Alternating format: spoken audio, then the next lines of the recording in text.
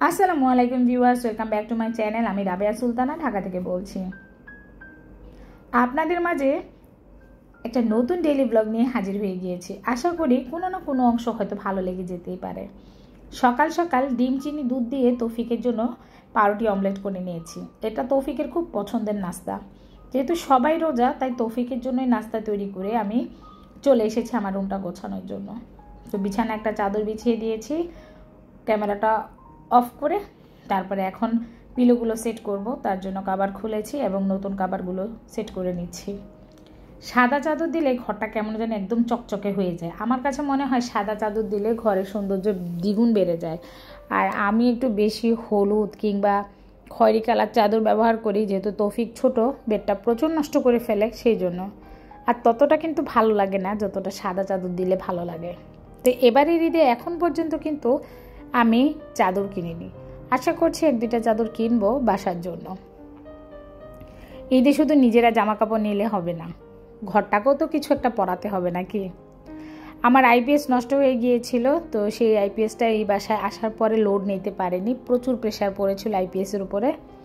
তো এখন আবার অনেক ভোল্টেজ মানে যেটা কাভার করতে পারবে এমন একটা আইপিএস নিয়েছি, সেটাও প্রায় 38,000-এর কাছাকাছি পড়ে গিয়েছে।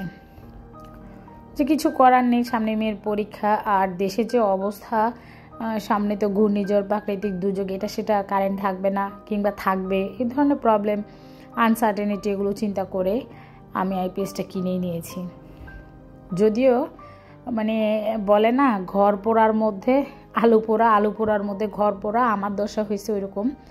ঈদে যেহেতু ঈদ কেনাকাটা এটা সেটা অনেক ধরনের আনুষঙ্গিক খরচ থাকে, তো তার মধ্যে আবার এই ধরনের কিছু খরচ আমি ঢুকিয়ে দিয়েছি। যেহেতু মালিক পক্ষ আমরা, সেহেতু আমাদের অফিসের স্টাফদের বিল, এটা সেটা বহুত কিছুই আমাদের খরচ নিতে হয়, দিতে হয়। তারপরেও এটা মাঝে মাঝে মনে হয় যে এটা এক ধরনের বার্ডেন হয়ে যায়। যাই হোক ভিউয়ার্স, কথা বলতে বলতে কিন্তু বিছানাটা গুছিয়ে না হয়েছে। পিলো কভারের সাথে অনেক যুদ্ধ করছি এবং ফাইনালি পিলো কভারটা সেট করেই নিয়েছি এবং বিছানা গুছিয়ে চলে যাব অন্যান্য কাজে। গোছানো হয়ে গিয়েছে বিছানা। আমার হাজব্যান্ডের আয়রনের কিছু কাপড় ছিল, সেগুলো আয়রন মানে আমার আলমারিতে রাখবো একদম ব্যাগ ধরেই। কিছু পলিতে জামা কাপড় সবসময় থাকে, কারণ সাদা জামাগুলো আমি পলি থেকে সহজে খুলি না, এতে করে ময়লা লেগে যেতে পারে। আর যেহেতু আয়রনের দোকানে দেই, উনি খুব সুন্দর করে একটা পলির মধ্যে এই জামা কাপড়গুলো দিয়ে দেয়, সেই কারণে অর্ধেকটা বের করি আর অর্ধেকটা থাকে এবং ভালোই থাকে। চলে এসেছি আমার জুতার আলমারিটার এখানে। আমার জুতার আলমারিটা আমার খুব পছন্দের। এটার মধ্যে আমি অনেক জিনিস রেখেছি এবং আশেপাশে কিজিবিজি করে অনেক কিছু রাখা আছে। এখানে একটা বুক সেলফের মতো ছোট্ট একটা সেলফ আছে, যেখানে আগে ফুলদানি ছিল আর এখন আমার মেয়ে কিছু বই রেখেছে। আর জুতার আলমারির উপরে যে জিনিসগুলো আছে মেলা ময়লা পড়ে গিয়েছে, তো সেগুলোর ময়লাগুলো আমি একটা টিস্যু নিয়ে সুন্দর করে মুছে নিয়েছি এবং একটু একটু করে গুছিয়ে নিচ্ছি।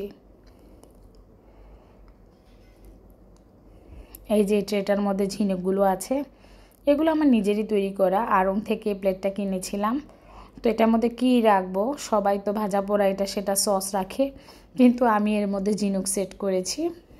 আমি ঝিনুক রাখতে পছন্দ করি, তাই আমি ঝিনুকগুলো সুন্দর করে সাজিয়ে রেখেছি। এই ঝিনুকগুলো নিশা দিয়েছিল যখন কক্সবাজারে গিয়েছিল, ওখান থেকে এনেছিল। তা আমি সেগুলো সুন্দর করে রেখে দিয়েছি। যদিও এগুলো একটা অন্য কিছু করার চিন্তা ছিল, কিন্তু পরে আর করিনি, মানে এখনও সময় হয়ে ওঠেনি। ব্যাস পছন্দের শোপিসটা সুন্দর করে সাজিয়ে নিয়েছি। আর দুটো গ্লাস ছিল লম্বা, সেই গ্লাসগুলোর ঠ্যাংগুলো খুব ময়লা হয়েছে, সেগুলো ক্লিন করে দিয়েছি। এগুলোতে বেশি পানি ইউজ করা যায় না, তাহলে কালারটা নষ্ট হয়ে যায়। একটা সিলভার কালার আর একটা রেড কালার। আসলে এই গ্লাসগুলো যদি আরও বড় হতো মনে হয় যে আরও বেশি সুন্দর লাগতো। তো আমি যতটুকুই পেয়েছি প্রিন্স বাজারে, যেমনই পেয়েছি কিনে নিয়ে এসেছি। যখন যেটা আমার সামনে পড়ে আসলে ভালো লাগলে নিয়ে নেই, কোনো কথা হবে না। আর এই যে ছোট্ট একটা ল্যাম্প, এটা আমার তৈরি। চা খেয়েছিলাম 2 ধরনের কাপে, তো সেগুলো দিয়ে আমি একটা সুন্দর ল্যাম্প তৈরি করে নিয়েছি। মোটামুটি জুতার আলমারিটা গোছানো হয়ে গিয়েছে। আর দেখছিলাম এর মধ্যে আর কী রাখা যায়, জায়গা তো নাই। তারপরও আমার চিন্তা কী রেখে মানে কী থেকে কী রাখবো। এখানে জিগজ্যাগ লাইটটা জ্বালিয়ে দিয়েছি।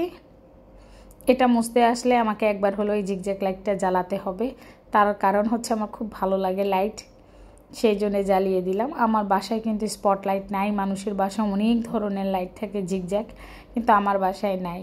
তার জন্য আমি যেগুলো কিনে আনি সেগুলো দিয়েই আমি আমার মানে দুধের স্বাদ ঘোলে মিঠাই, কি করব আর বলেন।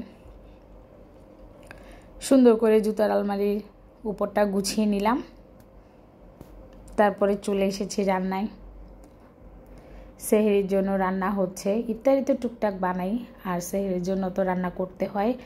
এখানে মাছ জাস্ট একটু টমেটো দিয়ে ঝোল ঝোল করে নিয়েছি, আর ডিম তরকারি। এটা হচ্ছে আমার হাজব্যান্ডের মেস, বাসায় যখন থাকতো সেখানে ব্যাচেলর অবস্থায় এরকম ডিম ভেজে আলু কুচি করে খেত। তো এদিনকার আলু কুচি দিয়ে ডিম রান্নাটা অতটা টেস্ট হয়নি রোজা রেখে, কেন জানি মনে হচ্ছিল আর একটু ঘন হলে ভালো হতো। যাই হোক, রান্না করেছি, খাওয়া দিয়ে কথা। মাঝে মাঝে না আমার কাছে রান্না করতে খুব বিরক্ত লাগে, মনে হয় যে সারাদিন ঘুমায় আরাম করি, চোখ বন্ধ করে রাখি, কেউ এসে কাজ করুক। আর এত কাজ করতে করতে পাও ব্যথা হয়ে যায়, যদিও হেল্পিং হ্যান্ড কাজ করে তারপরও আমার এই দশা। এখানে সেই সামান্য একটু আলু কুচি রেখে দিয়েছিলাম, ডিম দিয়ে পাকোড়া তৈরি করেছি, কিছু চপ তৈরি করেছি, পেঁয়াজও তৈরি করেছি। মাঝখান দিয়ে যে ইফতারি ভেজেছি সেগুলো স্কিপ করেছি। এখানে আমার মেয়ে দৌড়ে এসে ঘুম থেকে উঠে লুচি আর আলুর দম করেছে। তো আমার যতটুকু করার আমি করে চলে গিয়েছি, আর বাকিটা এসে আমার মেয়ে এখন রুটিগুলো বেলে দিচ্ছে, আর আমি জাস্ট ক্যামেরা ধরে এক দুইটা উল্টিয়ে নিয়েছি। যদিও ভালো লাগছিল না, আজকে দুটো বাসায় ইফতারি দিব, তারপরও শরীরে কোনো কিছুতেই কাজ করছিল না, কিন্তু দিতে হবে।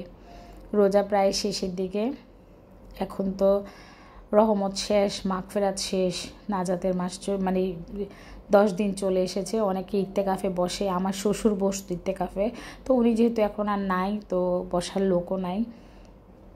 এখানে আমাদের ইফতার আয়োজন দেখেন, অনেকগুলো আইটেমই নিয়েছি, এবং যাদের যাদের দাওয়াত দিয়ে দিয়েছি। এখানে চিকেন ফ্রাই আছে, এই যে আলুর দমটা আছে, ছোলা বুট কিছু আছে সামান্য, আর লুচি করেছিলাম একদম ফুলকো ফুলকো মুচমুচে।